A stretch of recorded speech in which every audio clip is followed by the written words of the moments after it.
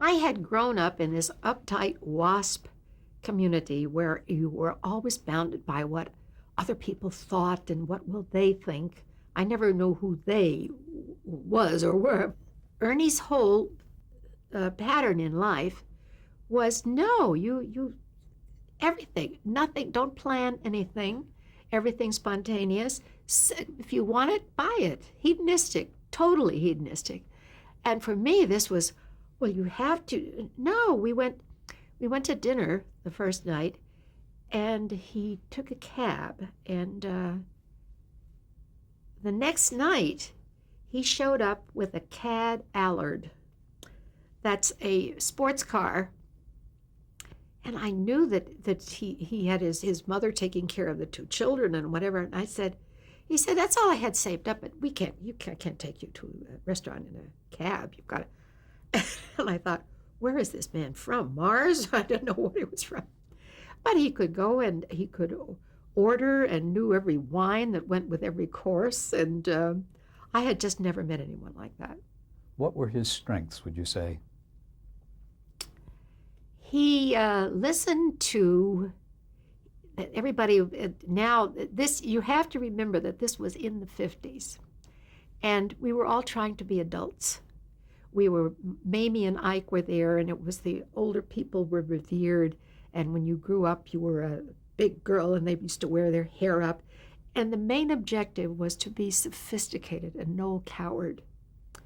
Then along came the flower children and the inner child.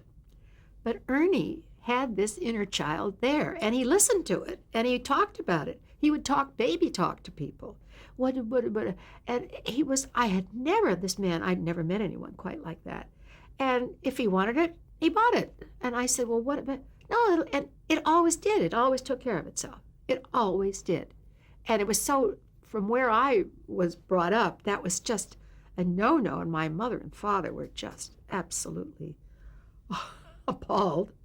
But anyway, he taught me how to enjoy life. He taught me to be a kid, because I never was a kid. I was always... I'm sorry. And live it now, is what he was saying. Absolutely. Yeah. And later on, when we were married, and I wasn't even 30, and he would say, we're going to take a cruise. And I said, why? And he said, have you ever seen those cruises? Those people are all old and on walkers. I want it now. And I've thought about that. We were everywhere on a cruise. We were cruising in the Mediterranean. We were cruising, and I thought, yeah, he's right. He is right. I read in the research that his motto was, nothing in moderation. That's his line. And he'd do something, and I'd say, if, like the champagne and the cigars and whatever, and he would say, nothing in moderation, because my mother was everything in moderation, that's the old.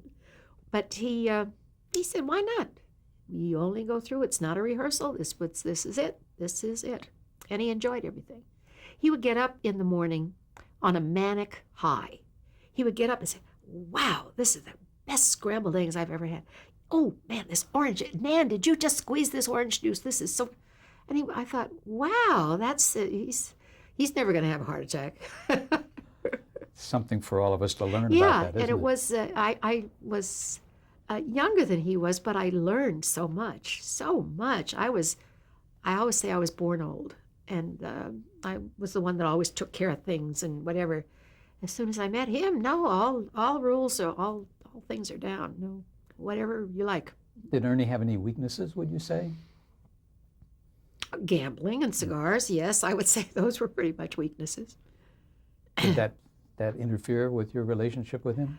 Not at first, but gambling is such an insidious thing. We weren't so hip on it then. We didn't know it was an obsessive compulsive and all of this kind of thing. But he just began to gamble more and more and more. And with the true gambler, if you earn $100 a week, you have to lose $2,000. If you earn $2,000 a week, you have to lose. You have to gamble way beyond your means, or it's no fun. And then I began to read burglars' studies on gambling, and all I knew was that I couldn't tell him don't gamble, because that just wouldn't go over. So when he'd lose a lot, I would find out, and I would go buy something I didn't need. And he would say, well, we can't afford it. I said, well, I guess we better stop gambling. Didn't work, but it was, I didn't know how else to deal with it. Because you didn't tell him what to do. He had his own ideas on what to do. I'll bet not. He said TV is not radio with pictures. Yeah. TV is not the theater. That's right. TV has to develop on its own. And he did develop it on its own, didn't he? Yes, he did. He didn't ever want any rules.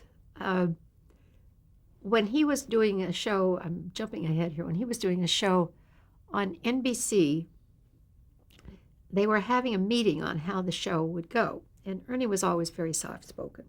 The only time I ever heard him raise his voice and swear was if there was too much starch in the collars, and then he'd swear in Hungarian and any language you could find.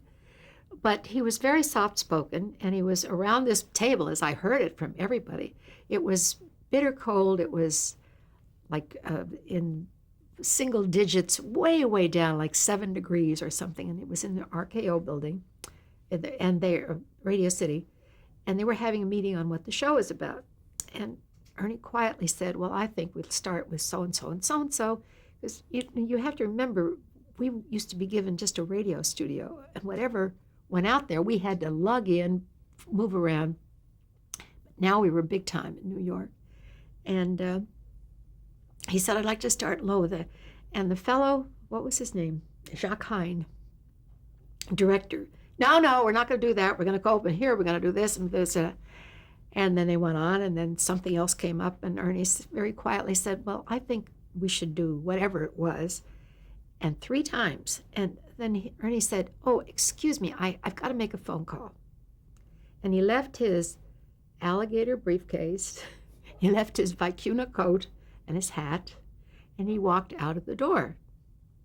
So mad that he walked past the phone, went down the elevator, and walked from 50th Street up to 90th Street with just the coat on, furious, and started a book that he wrote about television called Zoomer. Mm-hmm. Did it in 2 weeks.